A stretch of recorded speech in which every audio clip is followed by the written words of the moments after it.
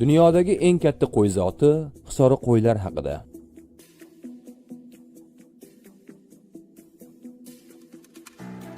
Hisori qo'ylar Hisor tog' tizmasining Tojikiston hududida joylashgan Hisor vodiysidan kelib chiqqan. Shu sabab ushbu qo'y zotini shu nom bilan atalgan. Bu qo'y zoti dunyodagi eng yirik qo'y zoti hisoblanadi. Uni asosan go'shti uchun boqib ko'paytiriladi.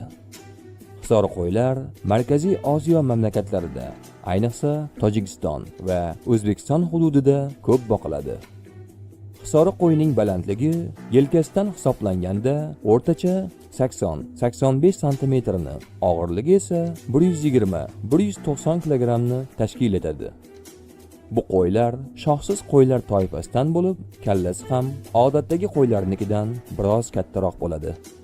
Hisori qo'yning qo'chqorlari asosan turli xil qurbonliklar uchun boqib semirtiriladi.